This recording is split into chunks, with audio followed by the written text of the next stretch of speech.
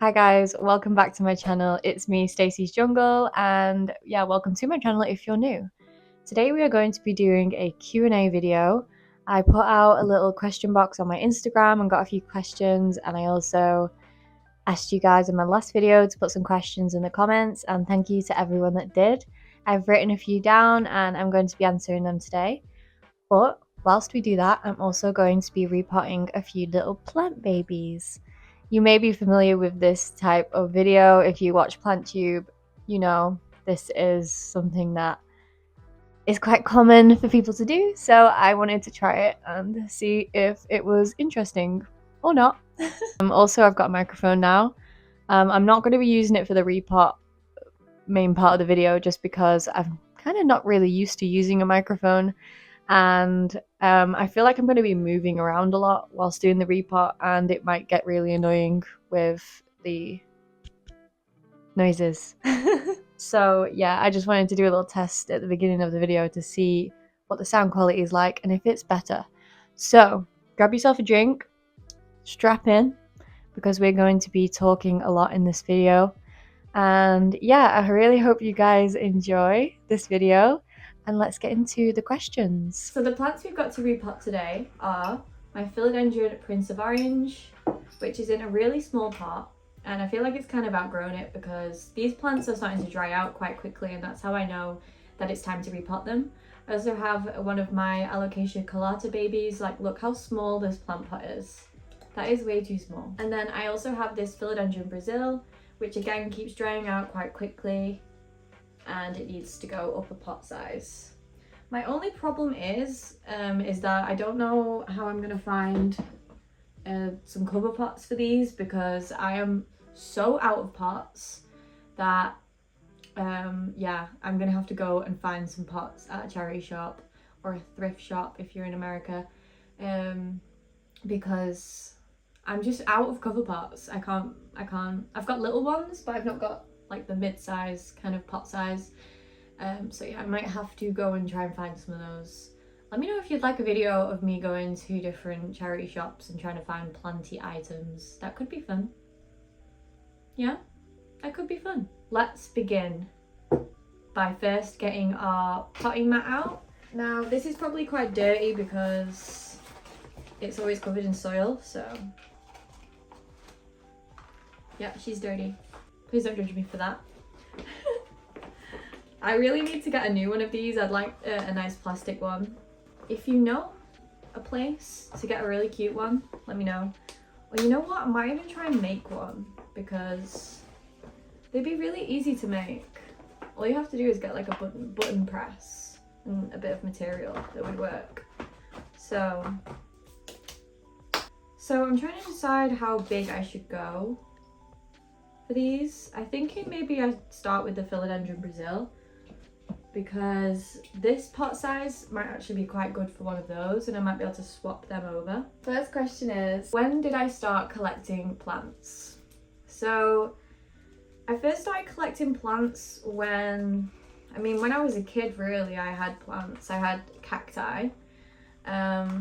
This is what the roots look like, by the way. You can see that? Ah! Now the roots aren't that substantial, but I still think it would benefit from a pot up. So yeah, when I was a kid, I had cacti and stuff like that. Sorry if the camera moved, I had to mute my phone because it was just going off. I started collecting plants at uni, when I was at uni, but I always lived in houses that were really dark and really mouldy. I don't know if you guys know, or if you're in the UK, you know, like, student housing is really not good in the UK. It's always quite gross and mouldy and not looked after. So when I did have plants, they didn't get good light and they were always mouldy. The soil would always get mouldy, and so bad for your health, by the way, to live in houses like that. But you know, it's kind of what you deal with when you go to university in the UK. Just getting my soil bin, by the way. I have some pre-made soil in here. If you'd like a video on how I make my soil, let me know. I also have been using Soil Ninja, which has been really good, but I don't want to waste the lovely Soil Ninja soil on these. I'm precious about the Soil Ninja soil. So I had a Dieffenbachia, I had a peace lily, things like that, like very common kind of plants when I was at uni, but they never really did very well, and I wasn't really sure if it was like something that I was doing, or you know, if it was like I didn't really understand much about plants at that point. So none of those plants survived. One of them did survive with me quite a while, but it got to a point where I was like, I'm just hanging on to this plant because I feel connected to it, and it's actually not very well grown. So I got rid of that. It was probably when I finished university, when I was 21, which would have been in 2018, that I started collecting plants. Now you can figure out how old I am. Yeah, that was maybe when I first started actually getting into plants and learning about plants, and I had about 30 plants, and then I moved out on my own and I just started getting more and more and more of them, and then it just became my hobby, as you can tell from everything that I do. Revolves around plants now, but I'm just kidding. So yeah, I haven't really looked back. I mean, sometimes I have moments where I think, you know, it's a lot to deal with, and you have to be really committed to own this many plants. I think people get into the hobby and they don't realise how much work it really is. You really have to be committed, and you really have to like plants to have a lot of plants. So just putting it out there, don't get too many, that you get enough that you can handle, because it was a slow process for me. I didn't just go out one day and buy like 500 plants. You know, I've slowly increased the numbers, but I would not recommend somebody to just go out and get loads and loads and loads of plants. But yeah, that is how I first got into plants. I don't really know where it came from. I just kind of, I mean, my family have always had plants when I was growing up. My mum had plants, my auntie had plants, my auntie's a florist. Like, I guess I've always been kind of around plants, but you know, I didn't really start paying attention until I was a little bit older. But yeah, I will not look back. I think I'm gonna always have plants. I'll always collect plants. I'm not really somebody that is super interested in collecting super rare plants or anything. I'm just not really into that.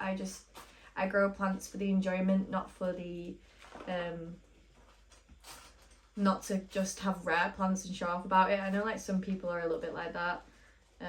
No offense to those people, like whatever makes you happy, but that's just not really me. I just want plants because I think they're pretty, and I'm not really caring about if they're rare or unusual.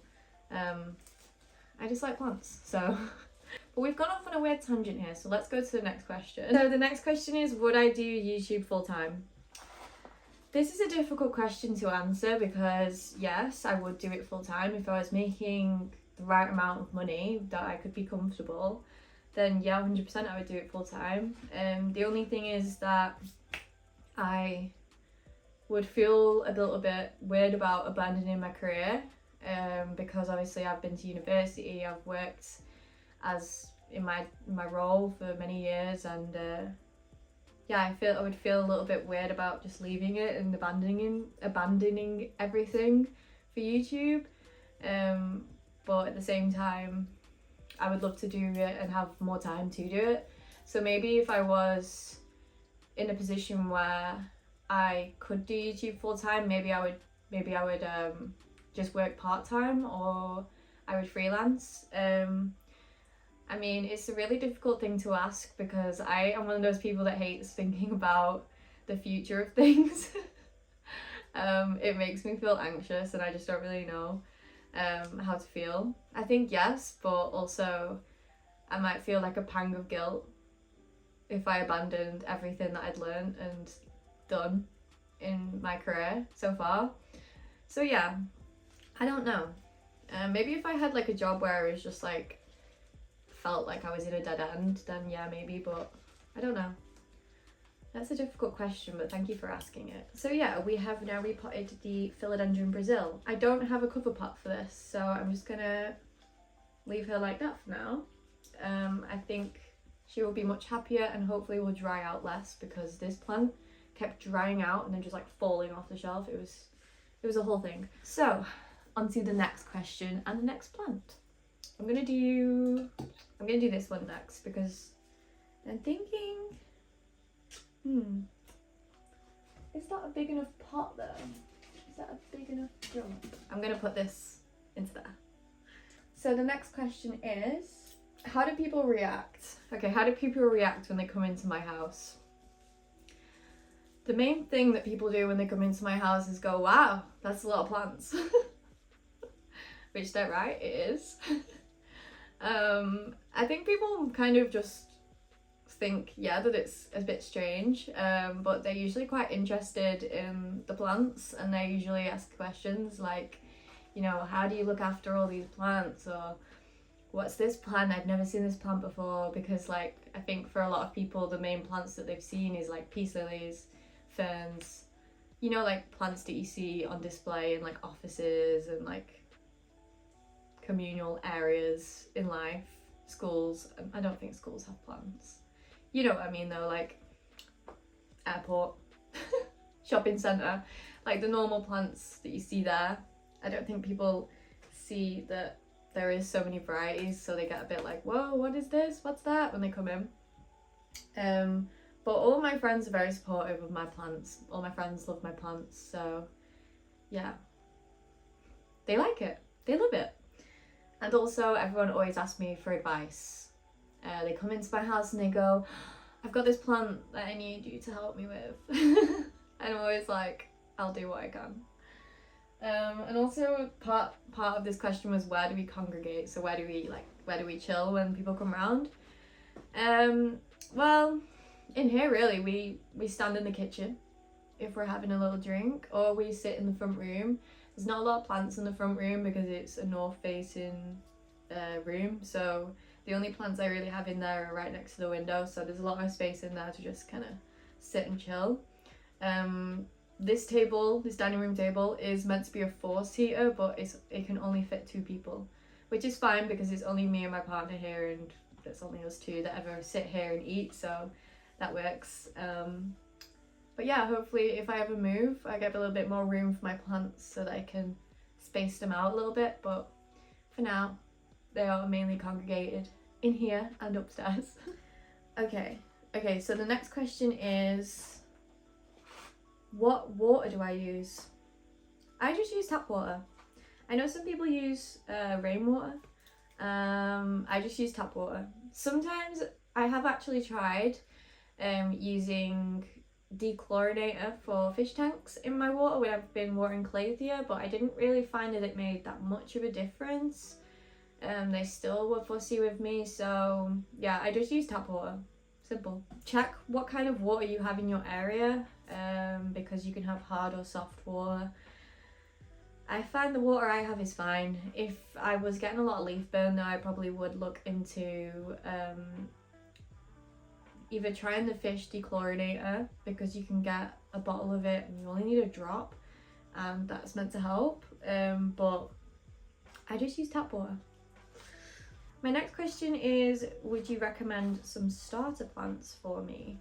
And I actually have a video, which I'll link right in one of those corners, of my top 10 easy care houseplants, so go and check that out if you are looking for some recommendations.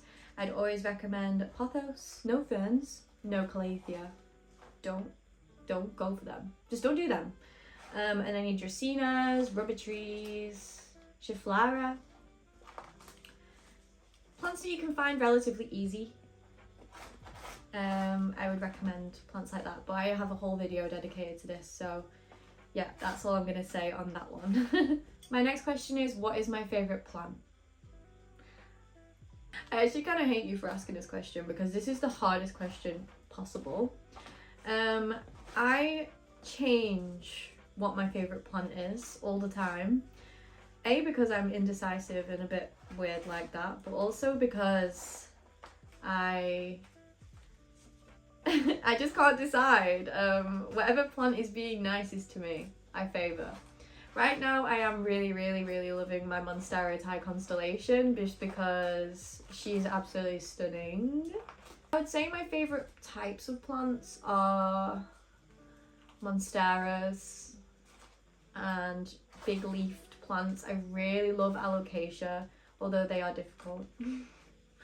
They're a little bit difficult. So So yeah, I hope that answered the question. I'm really bad at answering that question. The next question I've got is, should I leave my Monstera albo under a grow light? Yes. If you've got a grow light and you have the option, why not? Just be careful that you don't burn the leaves by getting it too close to the grow light, especially if you've got a lot of variegation on the plant. I feel like that's quite vulnerable to burn. So I would just say be careful on how close you are getting the plants to light, like how close it is to the light. But yeah, why not? Put your Monstera albo under the grow light. I have my Thai constellation under a grow light here, and it's about 2 to 3 feet away, if that helps. I'd say more 2 feet because it's got a little bit of height. Yeah, about 2 feet away from the grow light. Why not? Give your Monstera albo all the light it needs. It'll be happier that way. So I've just repotted this one. I decided to put it into this only slightly bigger pot because I still got the label on from when I bought a different plant in there. Yeah, so I decided to put it into this pot because the roots just weren't ready for a big repot, honestly. Once I got it out and had a look, I was like, So I've just gave it a little bit more room. Hopefully it's happier this way, but it will not now fit into there. So my next question is Zebrina, Alocasia zebrina care tips. Because if you've seen, I have a huge Alocasia zebrina. Now, I'm going to be a little bit not very helpful with this one because I don't do a lot. Ooh, there's some nice roots. I don't do a lot to my Alocasia zebrina. If anything, I leave it alone. You have to get the lighting right with these plants. Mine sits next to a south-facing window, but it's sheltered from the sun. It does not get direct sun. The one leaf that is getting direct sun is burnt, but it keeps putting itself next to that window, so if it eventually just burns and falls off, then that's its fault. But yeah, make sure you feed it a lot every time that you water it.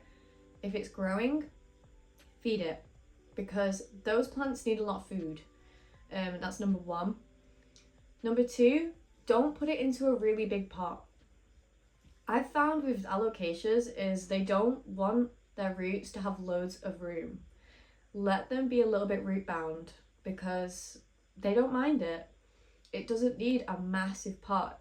You know, the one that I've got there, it could probably do with an up pot, but I'm trying to hold off for as long as possible because it's happy in there and I don't want to disturb it.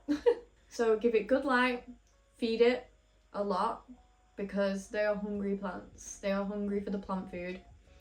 And don't mess with the roots. Just leave it, let it get root bound, leave it in the same pot.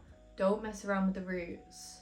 As soon as you start messing around with the roots of an alocasia, they die. I've done it many times where I've got an alocasia, I've repotted it into a bigger pot, and it's died because it didn't like that it got moved. So yeah, don't move them around. Don't touch the roots. Just let them be. Make sure they get good light and make sure they are well fed and well watered. They don't need watering. It depends on the size of your plant. Just let them dry out. Let them dry out between the watering as well. Don't make them sit in soggy, wet soil. They don't like it. They will also sweat. I will be like pottering around and it will just go boop, drop a drop of water on my head, and that's how I know that she's happy and she's watered. She actually needs a water right now, so thank you for asking that question. I will water her today. That plant pot is perfect. So I'm gonna put her into there. Okay. And my last question is, do I have any wish list plants? I have many, many wish list plants. Do I have space for said wish list plants? No. So I try not to focus too much. I thought that was going over then. I try not to focus too much on wish list plants because I try not to buy them. I would really like another tetrasperma, the mini monstera. I follow this girl called Mariah Grows on Instagram, and she has a really, really beautiful one, and I would love one like hers. So yeah, that's definitely on my wish list, which is actually kind of an easy plant to get hold of, but I just haven't because I don't know where I'd put it. Let me think what else. I'd also like to get another Alocasia cuprea because mine died. If you saw in my plant update, it was declining, and then a week later I had a look and this stem had actually rotted down into the crown. So so sad about that. You know what, I also repotted that as well, and I'm thinking that's why it happened. I should have just left it. Yeah, so it rotted. I have chopped it. I just took a knife and I sliced it to where the rot stopped on the crown, and I'm hoping that maybe it might come back, but I think it's gone too far down into the crown for it to grow back, so I'm actually really sad about that. So I'd like to get another one of those. I'd also really, really like a Monstera albo, but like a really variegated one that does like the half moon leaves. They're so pretty. I've got a Thai constellation, as I said, but the albo hits. I do love an albo. I'd also like one of those anthuriums, I can't think of the name of it, where it's like really long. I'll put a picture. It's like a really long leaf, and it's like, looks like ribs. I am so bad with plant names, like seriously. Oh, and also another anthurium. You know what? I'd like some more anthuriums in my collection. I don't really have any. But yeah, I don't really have any anthuriums, and I'd really, really like to get some more anthuriums. Some of the long leaf varieties where they're just long and dangling, I love those. They look so cool, so jungle-like. So I'd really, really like to get one of those. Philodendron mame, I'd really like one of those. They are really beautiful. They have like gorgeous, gorgeous leaves. I also would love to get a variegated alocasia at some point. Maybe when I have a little bit more luck with alocasia. I'm doing okay with a few different varieties, but after that cuprea died, I'm like, no more alocasia for a while until I figure it out a little bit more. But yeah, the alocasia variegated Frydek is absolutely stunning. I don't know, like these weird varieties that have come out where the leaves are like crazy. I'm like, how is that even possible? So I hope that answered your question. I'll make sure to put up some photos whilst I'm talking to make it a little bit more interesting. But yeah, here is the Alocasia cuprea. I think that pot size now actually matches the plant size, so that looks so much better. What do you guys think? This one doesn't look too different, but trust me, it will make a difference. And the Philodendron Brazil. So yeah, that is all the questions that I got for today. I hope that you guys enjoyed this video. I hope you learned a little bit more about me or about plants, or you just generally enjoyed listening along and watching me repot some plants. Let me know in the comments what you thought. And if you have any more questions for me, then leave them in the comments below. I might make another one of these in a month or so, just to refresh. And yeah, it's been really nice to be able to chat whilst I repot my plants, because, you know, it feels like I have company, even though I'm sat on my own right now.